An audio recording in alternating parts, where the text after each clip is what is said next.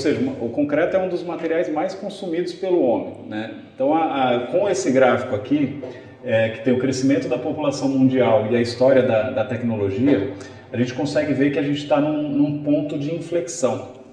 Então, aqui, se você observar aqui, desde da Revolução Agrícola, né, do domínio do fogo, né, e de toda a evolução da humanidade, a gente observa que ali, bem entre 1000 e 2000, né, que daria o 1900 ali, 1950, a gente tem uma inversão muito grande. Claro, o crescimento populacional explodiu e a gente também teve uma evolução tecnológica muito acentuada.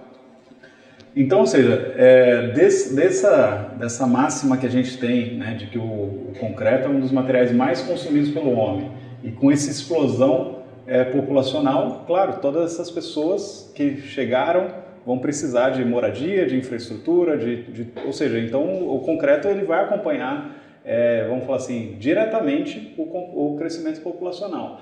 E com esse crescimento da tecnologia, então, ou seja, a gente está nesse momento, né?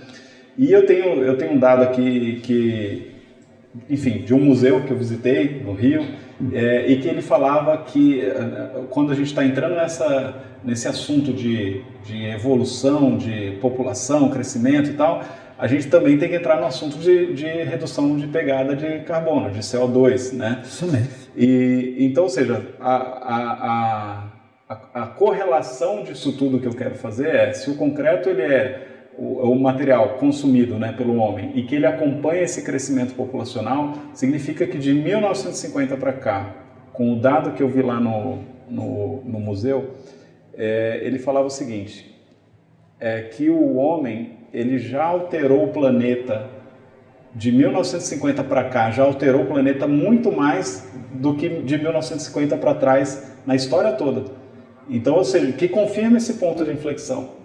Então, ou seja, esse crescimento populacional e essa necessidade de consumo em todas as áreas, a gente está falando aqui de concreto, mas claro, de todas as áreas, então a correlação que eu quero fazer com tudo isso a gente está com um mercado abundante de concreto, de necessidade de concreto para acompanhar todo esse crescimento populacional, que até agora não mostrou nenhuma mudança no comportamento, ou seja, ele continua crescendo. Então eu entendo que as obras sendo feitas às pressas, essas demandas que tem também atuais, por causa dessa necessidade às pressas, porque, por exemplo, se a gente não construir mais hidrelétricas, parques eólicos e investir em energia, daqui a alguns anos vai ter um apagão. Então a gente tem que estar com isso tudo já planejando em função desse crescimento populacional. E então eu entendo que o mercado, por exemplo, de patologia, de manutenção dessas estruturas é um baita do mercado, é líquido, certo. Porque certo. vai ter a necessidade de profissionais bem desenvolvidos, bem capacitados nessas áreas. Não, isso para o que está feito. Agora eu acho o seguinte, eu vou te falar uma questão do futuro, na minha opinião. O que está por ser feito, ele tem que ser feito dentro de um conceito de pegada de CO2 e de sustentabilidade. Sim. Ou seja, você construir para durar e não para se refazer. Então, daqui para frente, o compromisso é esse. Então, por exemplo, se você quer um nicho de trabalhar no futuro, um bom nicho para trabalhar, é realmente se organizar em termos de sustentabilidade e redução da pegada de CO2. Isso. Essa vai ser uma palavra de ordem, porque nós não podemos continuar destruindo ecossistemas e biodiversidades. Entendeu? Cada vez mais, agora mesmo nós estamos aqui na possibilidade de trabalhar num projeto que é de ecoagregados, que o camarada chama de ecoagregado, ainda é confidencial, mas ele tem um agregado que ele tem emissão de CO2 zero e uma possibilidade de fazer um concreto com ele com 100% dele evitando agregados processados. Ou agregados naturais de leito do rio, porque é um país aqui da América Latina. Então ele passa a tirar material do leito do rio, como acontece no Peru, no Equador, nos Andes, que o pessoal explora o cauce do rio, o leito do rio. E aquilo você modifica toda a biodiversidade quando você explora assim.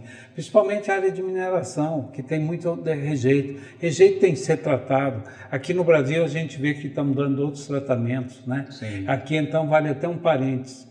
Quando eu vejo o trabalho que o Pacelli, o Bosco e o próprio João Protz, o João Carlos Protz, ele participou, que é nos CCRs que foram executados agora com sobra de minério, ou minério de ferro, ou mesmo com escória e com alta densidade, e outros aterros que hoje agora o pessoal não está fazendo mais barragem de rejeito, está fazendo aterros em taludes, e colocando esse negócio acamado e seco e sem acumular água montante, evitando uma situação como de Brumadinho. São ideias novas, estão surgindo e que estão dentro da sustentabilidade. Sim.